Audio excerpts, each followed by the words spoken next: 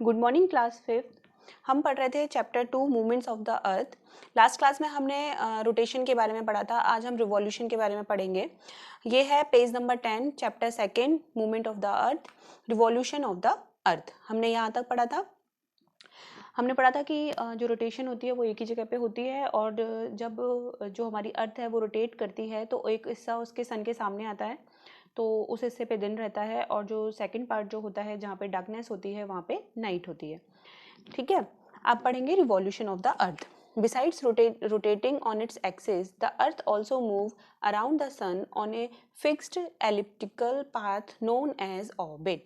तो एक तो वो रोटेट करती ही है अर्थ, उसके अलावा क्या करती है? The Earth also moves around the Sun. वो सन के चारों तरफ भी मूव करती है on a fixed elliptical path. और एक फिक्स उसका एक पाथ होता है, या आप जिसे रास्ता भी बोल सकते हैं, एक फिक्स एक रास्ता होता है known as orbit, और उसे हम क्या बोलते हैं? ऑर्बिट। वो क्या बोलेंगे उसे हम? ऑर्बिट होता है। जो फिक्स एलिप्टिकल पार्ट जो होता है, पाथ जो होता है, उसे हम ऑर्बिट बोलते हैं।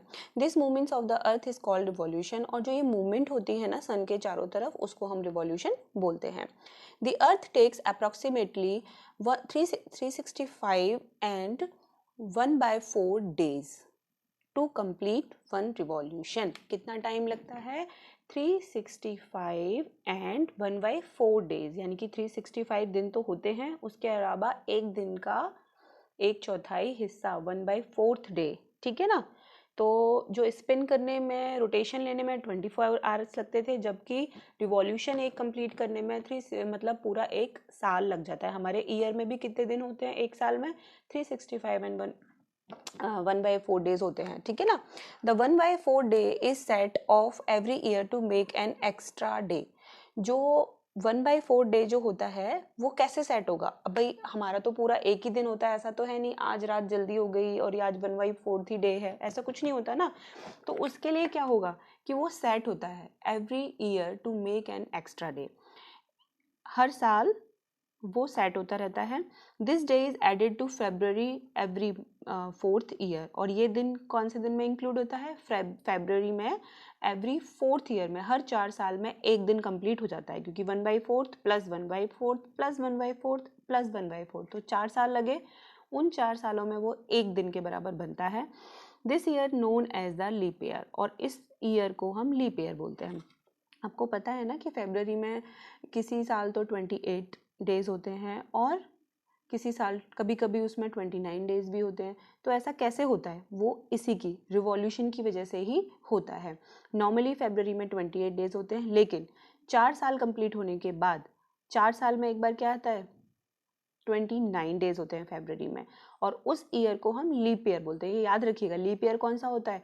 वो जिस ईयर में फरवरी 29 डेज की होती है उसको मतलब हम लीप ईयर बोलते हैं। ठीक है ना? और ये कैसे बनता है कि जब 365 डेज होते हैं 1 ईयर में, 1/4 4 साल में जाके वो प्लस 1 ईयर कंप्लीट करती है अर्थ, और उसमें फरवरी में 29 डेज हो जाते हैं, और इसको हम लीप ईयर बोलते हैं। Hence every 4th year is a leap year. और इसलिए एवरी 4th ईयर को हम क्या बोलते हैं? Leap year. जो हर 4 साल में जो साल आता है उसे हम लीप ईयर बोलते हैं। As the earth keeps rotating and revolving around the sun, different parts on the earth receives different amount of heat and light from the sun. और जब कीप जो अर्थ है वो रोटेट कर रही होती है और रिवॉल्व कर रही होती है around the sun, different parts on the earth, जो अर्थ के डिफरेंट पार्ट्स हैं वो रिसीव करते हैं डिफरेंट अमाउंट ऑफ हीट। मतलब अलग अलग हीट उन्हें मिलती है, किसी को ज़्यादा किसी को कम, अलग अलग लाइट्स मिलती हैं उन्हें सन से। This is why the season keep changing. और इसी वजह से जो सीजन्स होते हैं वो चेंज होते हैं। सीजन्स क्या होते हैं? जैसे रेनी सीजन है, समर सीजन है, विंटर सीजन है, ऑटम सीजन है, ये पढ़ा है ना आपने, सीजन्स ये होते हैं। तो उसी वजह से सीजन हमारे जो लाइफ में सीजन्स चेंज होते हैं। The reason that is tilted away from the sun receives less heat and has winter. On the other hand, the reason that is tilted towards the sun receives more heat and has summer. अच्छा, जो भी reason होता है, reason मतलब क्षेत्र, जो area है जो कि टिल्टेड अवे फ्रॉम द सन, जो सन से बहुत दूर दूसरा हिस्सा है, टिल्ट किया हुआ, झुका हुआ, वहाँ पे ठंड होगी, जबकि जो हिस्सा सन की तरफ ज़्यादा झुका हुआ है, जो क्षेत्र ज़्यादा झुका हुआ है वहाँ पे गर्मी होगी और ज़्यादा गर्मी वहाँ पे होगी और गर्मी का सीज़न रहेगा वहाँ पे। What causes are changes that we see throughout the season? अब कि क्या कॉज होते हैं जो हम सीज़न में चेंज देखते हैं थ्रू आउट द सीज़न। देखिए कैसे होते हैं वो, ठीक है, ये समझेंगे हम। हमें पता है ना कि पहले गर्मी आती है, फिर बारिश का मौसम आएगा, उसके बाद विंटर्स आएंगी, ये सब हमें पता है। लेकिन ये होता एक्चुअली कैसे है? ये अर्थ की जो अर्थ मूव करती है सन के अराउंड, उसकी वजह से होता है। और वो कैसे हम देख पाएंगे? देखो, throughout the year as the earth orbits the sun, many of its parts experience changing season. पूरे ईयर में जब अर्थ ऑर्बिट करती है सन के चारों तरफ, ये हमारी अर्थ है, ये इस तरीके से जा रही है और ये सन है, इसके चारों तरफ चक्कर लगा रही है ना, तो पार्ट्स एक्सपीरियंस चेंजिंग सीजन, तो इसकी वजह से जो सीजन है वो चेंज होते हैं। The warm spring brings colourful flowers, जो वार्म प्लेसेस हैं वहाँ पे स्प्रिंग सीजन होता है, वहाँ पे कलरफुल फ्लावर्स आते हैं। It is followed by hot summer, क्योंकि वहाँ पे फॉलोड बाय हॉट समर यानी कि वहाँ पे गर्मी ज़्यादा होती है। The season of vacations, hot summer season को हम क्या बोलते हैं? सीजन ऑफ वेकेशन, लेकिन आजकल तो वेकेशन चल ही रही है घर पे बैठे बैठे सारे बच्चों के यहाँ।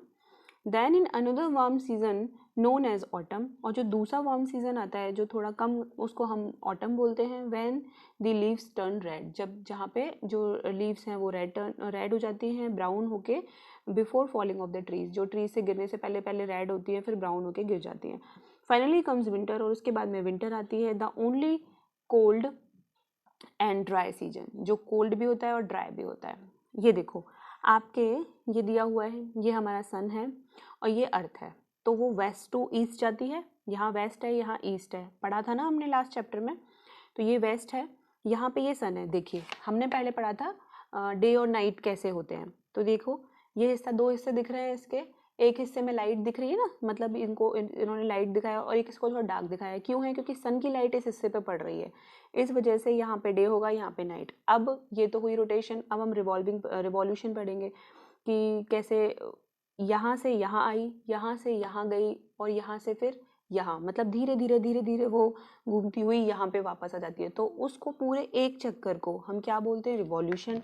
और रिवॉल्यूशन है वो एक ही पाथ में लगता है। तो जैसे ये सपोज ये पाथ है, तो इसको हम क्या बोलेंगे? जो ये एक शेप बनी हुई है, तो इसको हम क्या बोलेंगे? ऑर्बिट। ठीक है। अब कि सीजन कैसे चेंज हो रहे हैं, देखिए फर्स्ट आपको दिया हुआ है summer in the northern hemisphere, जो नॉर्थन हेमिस्फेयर है उसमें समर है। Winter in the southern hemisphere, जबकि जो साउथर्न हेमिस्फेयर है उसमें विंटर है। देखो ये एक तो है ना, अर्थ हमेशा ऐसे नहीं होती, जैसे मैम की पेंसिल रखी हुई है, देखो ऐसे नहीं होती है, वो कैसे होती है? स्लाइटली टिल्टेड, इसी तरीके से इसमें दी हुई है। तो जो हमने पढ़ा था कि तो ये जो दो हेमिस्फेयर बने, ये नॉर्थन हेमिस्फेयर, ये साउथर्न हेमिस्फेयर, उसी के बेस पे बने, ठीक है ना। तो यहाँ पे जहाँ सन की लाइट ज़्यादा होगी, यानी कि नॉर्थन हेमिस्फेयर में, वहाँ पे समर है, और विंटर है साउथर्न हेमिस्फेयर में, क्योंकि वहाँ पे लाइट कम है। इस तरीके से बनता है ना। उसी तरीके से जब मूव करती हुई अर्थ इधर आई, तो यहाँ पे क्या है? Autumn in the northern hemisphere. Northern hemisphere में क्या है? ऑटम है, जबकि साउथर्न हेमिस्फेयर में स्प्रिंग का सीजन है, क्योंकि ये डिपेंड करता है लाइट पे, कितना लाइट कौन सा हिस्सा डिजर्व कर रहा है। उसके बाद जब वो यहाँ आए तो winter in the northern hemisphere, जो नॉर्थन हेमिस्फेयर घूमकर यहाँ आ गया, तो यहाँ विंटर है, क्योंकि यहाँ पे सन की लाइट नहीं आ रही है। जबकि जो साउथर्न हेमिस्फेयर है, इधर का हिस्सा, वो उस पर क्या है? लाइट ज़्यादा रिसीव हो रही है, तो वहाँ समर हो गई। अब आगे जाएंगे तो उसी तरीके से spring in the northern hemisphere, जो नॉर्थन हेमिस्फेयर है उसमें स्प्रिंग सीजन होगा, बिकॉज वहाँ लाइट कंपैरेटिवली कम रिसीव होती है। और autumn in the southern hemisphere, जो साउथर्न हेमिस्फेयर है वहाँ पे ऑटम सीजन होगा, क्योंकि वहाँ कंपैरेटिवली जो लाइट है वो ज़्यादा रिसीव हो रही है, फिर वापस यहीं आ जाएगी। और इसी तरीके से ये चार चीज़ें चलती रहेंगी, यहाँ से यहाँ, यहाँ से यहाँ। तो इसको हम बोलते हैं ऑर्बिट, और इसी की वजह से सीजन चेंज होते हैं। ठीक है। अब है the tilt of the earth axis plays a vital role in the change of season. जो टिल्ट होता है अर्थ के एक्सिस में, वो एक वाइटल रोल प्ले करता है सीजन के चेंजेस में। If the axis of the earth was not tilted, अगर सपोज कि अर्थ के एक्सिस टिल्टेड नहीं होते, the earth would receive the same amount of sunlight, तो क्या होता, पूरी की पूरी अर्थ एक जैसी ही सनलाइट रिसीव कर रही होती, क्योंकि अगर वो झुकी नहीं होती तो वो एक जैसी ही सनलाइट रिसीव कर रही होती, and hence the same season would be experience throughout the year, और उसी की वजह से एक जैसे ही सीजन एक्सपीरियंस किए जाते पूरे सीजन में एक जगह पर, ठीक है ना। If the earth did not revolve around the sun, और अगर अर्थ सन के चारों तरफ रिवॉल्व नहीं करती तो the season would again be the same, तो सीजन भी फिर भी वही सेम रहता, क्योंकि ये सब डिपेंड करते हैं सन से हमें कितना अमाउंट ऑफ लाइट रिसीव होता है, ठीक है ना। Different seasons are therefore caused because of the inclined axis and the revolution of the earth around the sun, तो डिफरेंट सीजन किस वजह से होते हैं, are therefore caused because of the inclined axis and revolution of the earth around the sun, इन दो चीज़ों की वजह से होते हैं। पहला ये कि इंक्लाइंड एक्सिस है या टिल्टेड एक्सिस है, दूसरा ये कि जो अर्थ है वो सन के अराउंड रिवॉल्व करती है या रिवॉल्यूशन पूरा एक लेती है, इसी वजह से डिफरेंट सीजन्स एक्सपीरियंस किए जाते हैं। क्लास को अच्छे से जो मैंने पढ़ाया है उसको पढ़ो प्लीज़ बच्चों घर पे, ताकि तुम्हें जो भी चीज़ है वो अच्छे से समझ में आए। जो चीज़ समझ नहीं आ रही है उसकी रिक्वेस्ट आप मुझे भेज सकते हैं, एंड अपने मम्मी पापा की भी हेल्प ले सकते हैं इस चीज़ में। तो नेक्स्ट क्लास में हम इसके आगे पढ़ेंगे और फिर मैं क्वेश्चन आंसर भी आपको करने के लिए दूंगी। ओके, चलो तो बाय।